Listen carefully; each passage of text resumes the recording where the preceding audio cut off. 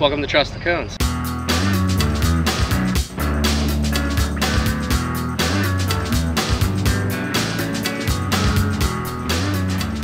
Hey guys, welcome to Trust the Cones podcast number 4. That's insane, isn't it? It's a lot. We said 1 per week, and it's going to be 4 in 6 days. Yeah.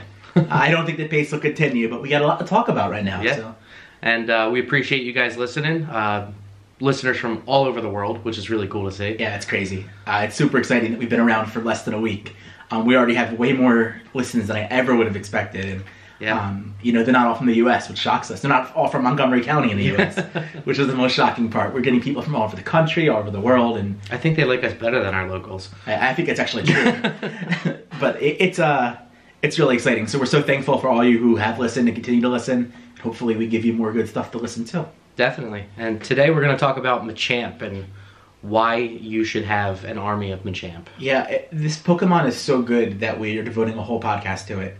It is, without a doubt, one of the best Pokemon in the game. And I think it's clearly the best non-legendary Pokemon right now. Absolutely. T-Tar's up there too, but I mean, we use Machamp a lot more than T-Tar. Yeah, I mean, I have a great T-Tar army, but I can't remember the last time I really needed to use it. Yeah. I mean, I use them against Mewtwo and stuff like that, but even now I still lead off with Gengar and my other Mewtwo's. Yeah, so the meta is such that it's all about speed. Whether it's taking down gyms or doing raids, speed is what matters. And because of Dynamic Punch, Machamp is just incredibly fast. Yeah. So I don't fight gyms very much. Bill is a gym expert. I wouldn't say expert, but I've definitely been doing the gym game a lot more recently. 100% of the time when I text him, he responds, "Oh wait, give me a second, I'm battling this gym." So he's always battling gyms. But what do you see when you battle gyms? Chanseys, Blissies, Slacking now, Aggron, your favorite Pokemon. Everything that you want a fighting type to counter. Yeah, so. Machamp is really good. I'd say any gym you're going to fight, where people are burying or some level of motivation, you're going to have, 3 to 4 things that Machamp is great against in there. Definitely. Not even great, like the best and the fastest against. Yeah. I still find myself using my Mewtwo, but that's just a fun thing. But definitely, like you said, when people are, golden razzing and trying to hold the gym, I throw my Machamps in there and knock it down a lot faster, so. Definitely. We look at raids. So Tier 1, I don't think anyone's caring about Tier 1 raids, but, Machamp is fastest for Snorunt. I mean, you got that chance at the shiny, so yeah, why not? You do it quickly. Yeah. Tier 2, Sneasel. It's the fastest. It's the best by far. Yeah. Tier 3, it's the second best against Pylo. And in some scenarios, it's actually faster than Kyogre. And then we'll get to Pylo. And the Pylo Swine case study is really interesting. So we'll get to that in a few minutes about how good Machamp actually is. For Tier 4, it's the Machamp tier. Yes. Like everything. So Whalin, it's number 1. T-Tar, it's number 1. Mm-hmm. Absol, number 1. Houndoom, it's number 2, but it's the only other one that could actually duo it besides Kyogre. And then it's also number 1 against Aggron, if you wanted to fight that for some reason. Yeah. I don't know why anybody would still. No. It was cool when it first came out, but I never liked it. Yeah. Tier 5. Right now, it's not really good against any of the main bosses, but when the Regis or whatever the hell it's called, when that trio comes out, it's number 2 against all 3. There you go. It's the best non-legendary counter over and over and over again. When you're fighting gyms, Dynamic Punch charges very fast and kills non-motivated gyms very quickly. It does damage against motivated gyms. And that's key, too, that it's a non-legendary Pokemon, so it's easily accessible. How easy is it to obtain right now? So first of all, in the wild, they exist. Yep, the weather affects them. You go to, we're local to Philly, so if you want a Machamp, you just go to Philly for a day, and you're going to probably wind up with one with catching all the Machops. Yeah, you try to get Machamps and Machokes while you're out there too. They're that common. In cloudy weather, they're boosted in certain biomes. They're boosted in every biome, but they're especially prevalent in a few different biomes. We were out in LA, and they were common. Just everywhere you looked, it was Machamp, Machamp, Machamp. Or I guess Machop, because again, I mixed that one up. For our new podcast listeners, I never get Machamp and Machop right, so I apologize. And then we throw in Machocked in the middle there. Yes, I once told everyone that I was going to get a Machocked. I don't know what that was supposed to be, but I certainly said it. But everybody knew what it was, though. So. Yeah, I guess that's true. So, but yeah, they're in the wild, and you can catch them as high as level 35. Yep. They're prevalent in certain biomes, prevalent in certain weathers, and even in other places, it's not that rare of a Pokemon that it pops up. You can hatch them in an egg? You can hatch them in an egg. It's a 2K hatch. It's pretty common. And you usually get a nice IV one when that happens. You could get it in raids, obviously. Machamp being the ultimate tier 3 that we're all trying to I do every Machamp raid that I see. The other day I did 3 or 4 in a day, you know, and I'm pin-apping them when I'm going to catch That's it. So it's a really easy Pokemon to catch. It is. So if you're out in the wild, or if you're doing, you know, for the Machops themselves, or if you're doing raids, you get that pin-app, and you get that 21 candy. It's a big deal. So even if you don't get a high IV Machamp, you're able to transfer it and keep the candy and pump up your good one. Definitely. It nests, right? So even if it's not in your biome ever, it's going to nest. And you hope for that one cloudy day, and you go and you farm them like crazy. It's now in the quest. So there's a quest, fight 5 gym battles, which is very easy to do. It's a relatively common quest, I would say. And you're probably going to be using Machamps while you're fighting those. Exactly, exactly.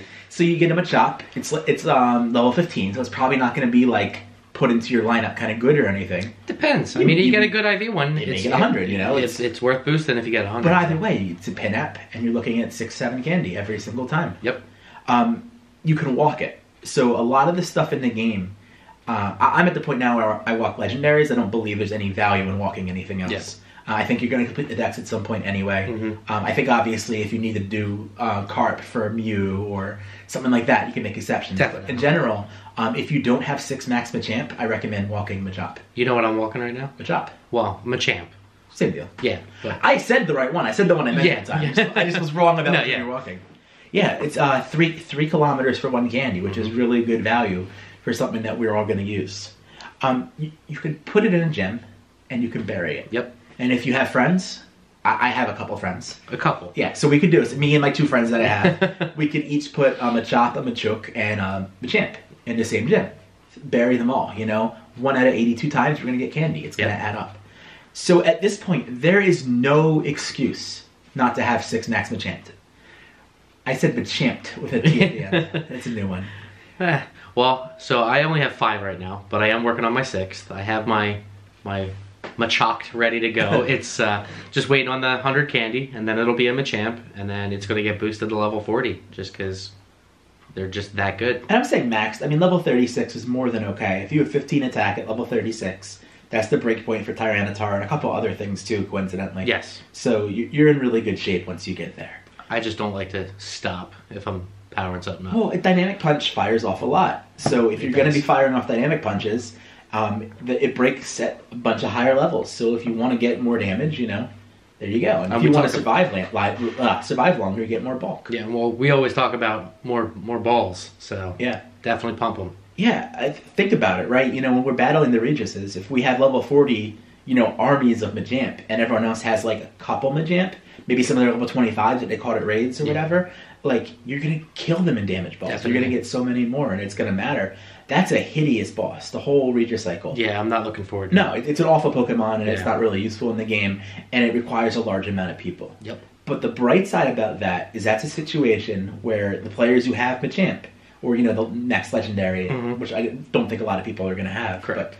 But if you have those Machamp, you can get more balls. And as you get more balls, that's more rewards. More rare candy, more revives, more hyper potions like me.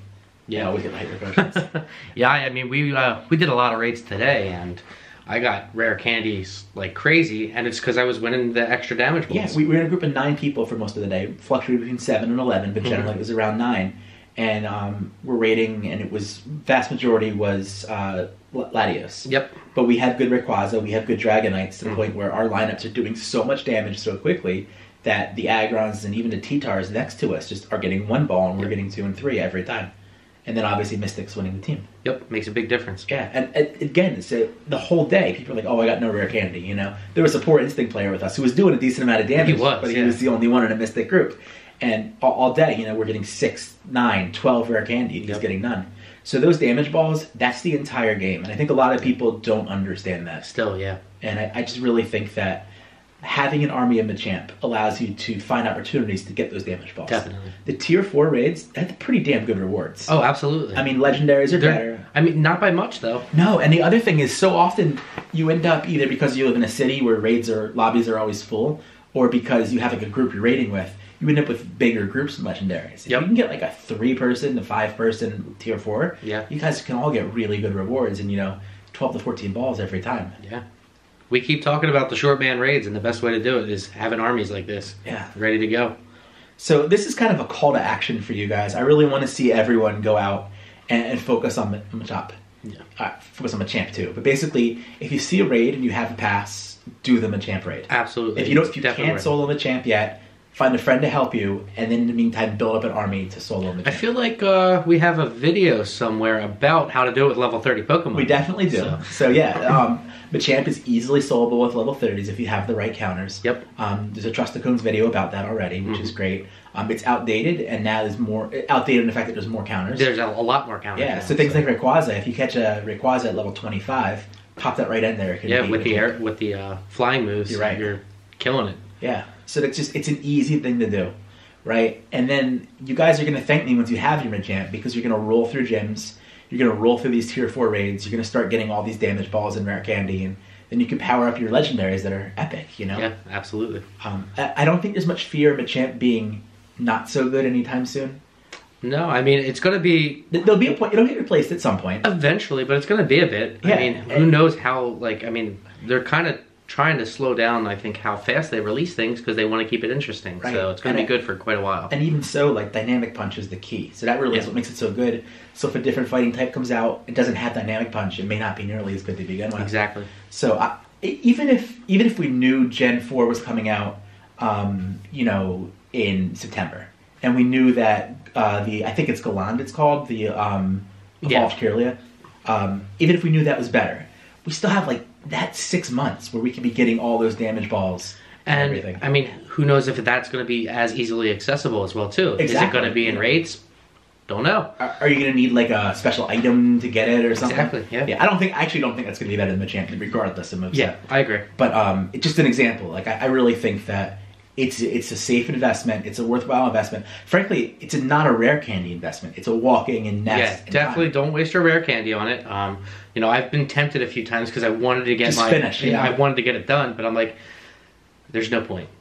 So we're going to get a little technical here, but let's talk about a really neat scenario we found this week. Yeah. So as Bill will remind you numerous times, he has the world record in boosted Piloswine. Yes. I have talked a lot of trash. I have unboosted record right now. I tied with a few other people, but I'm there.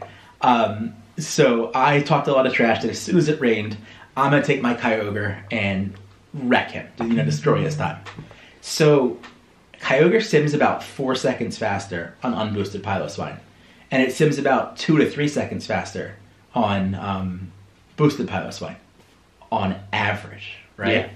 But the fastest possible sim of Kyogre isn't nearly as good as the fastest possible sim of Machamp. And the reason why is every Kyogre battle is going to look exactly the same. Yes. You're going to sit there and waterfall until you can do your Hydro Pump and then Hydro Pump. You're going to die approximately the same time against any moveset. Bulldoze actually die a little sooner sometimes, so that you actually run worse against Bulldoze. But against the other charges, you're going to die around the same time every time. And there's a 4 second range that your time is always going to be. Yeah. Machamp, on the other hand, has a much higher variance. So it can be much faster when everything goes right and much slower when everything goes wrong. So when Bill did his run, he was so good with luck. Yeah. Not skill, we're going luck. It was totally luck. No, I mean, there's an element of that all the time. It's not putting him down, it's how it is. Yeah. He was able to get a lot of charges out. I never actually watched your video. We should probably review that at some point in the future. Yeah. But he was able to get lots of charges off. He didn't die as quickly as he probably should have. And because of that, he ended up with a time that was so much faster. Yeah, I was only on my second Machamp, and it lived with just the tiniest little sliver of health. So, I mean, I ran the perfect Machamp first, and then I have a 15, 14, 14 that was running second. So you probably ran into 3 Stone Edges in a minute in the whole battle. Yeah, something like that. Yeah, it wasn't a whole lot. Yeah, so I went out with my Kyogre confident I was going to crush him. And I tried, and I fell about 4 seconds short. And I couldn't figure out why. And I looked, and the best possible run I could have could tie him. Yeah. I could never pass him. And then there's actually, a 2% chance that someone can go out and pass Bill's time. Yeah. He's hoping it doesn't happen. He likes having the record. Definitely. It's good for his already big head. But yeah, I was nervous when you were talking about, I'm going to go crush a record. I even said, in our Discord, rip my world record. but luckily it held up, and I didn't realize how good my time actually was with that, you know, run. So I mean, again, there's going to be times where things go wrong, your time's not going to be as good. But the reason why that happens is because of the dynamic punch. Yep. It's such a fast move, it charges so quickly, and it's able to get off so many more times. So if you're able to squeeze like one extra dynamic punch here into a charge, that's so much better than something like a Hydro Pump, you know, which is an awesome move. But if you can't get that second off, you wasted all that energy. Yeah, that waterfall Hydro Pump is definitely a lot slower. Oh, totally. And like even just watching that animation, it's like, am I really doing this damage? Like, come on. So we did the Wailord duo this week. And if you watch that video, me and Bill obviously watched it. Yeah. Every single time I die, I'm either just using a charge or the thing that kills me fills up a charge. Yep.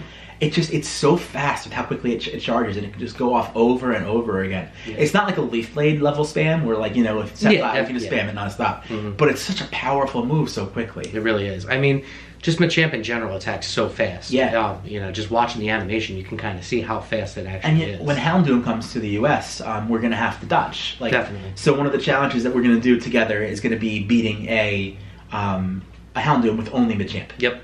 And I'm excited because the challenge for me is teaching Bill how to dodge. Yeah. And what you're going to find is counter is such an easy move to dodge with compared to everything else. One thing I've actually gotten better at dodging is in the Machamp raids. I can actually dodge now because I've done so many of them now, so I can kind of like you definitely get the feel for it. You're using Psycho Cut a lot more than Confusion, right? Well, I'm honestly I haven't, because I'm not going for world record times. I'm just going to beat it. Yeah. I've been running my Alakazams up front, so it's just like those fast moves are so much, you know, better than Mewtwo's and stuff like that anyway. And I don't know, I have a good feel for it now. That's great. And I can kind of see when it's coming and dodge. Obviously, some of the moves are easier. It's just practice. Yeah, and definitely we saw that when I did the solo videos a long time ago. When I fought the Gengar, I got hit every time. I couldn't dodge at all. Yeah. And then when I started fighting the Machamp and things that I fought more often, I was dodging was no problem. You know. One thing too, I mean, a lot of people that don't have their Mew yet and things like that, one of the quests you have to do is to complete the 10 raids. Yeah. And a lot of people are doing the timeout trick. I don't necessarily agree with it. No. I did 10 raids to get mine. Yeah.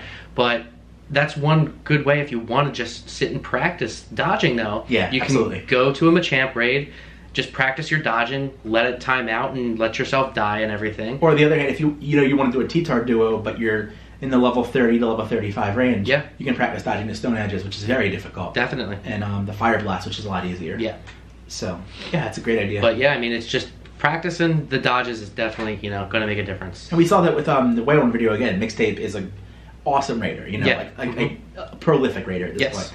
But she needs work on dodging. Yeah. And it shows, and I think over time she'll get there and it's going to be great. Yep. I mean, I think Machamp is really the only one that I'm decent at dodging, so I definitely we'll get you going on. Yeah, like we're going to do fun things with that. Oh yeah, it's going to be a lot of fun. I use two of my favorite Pokemon against. Yep. It's going to be great.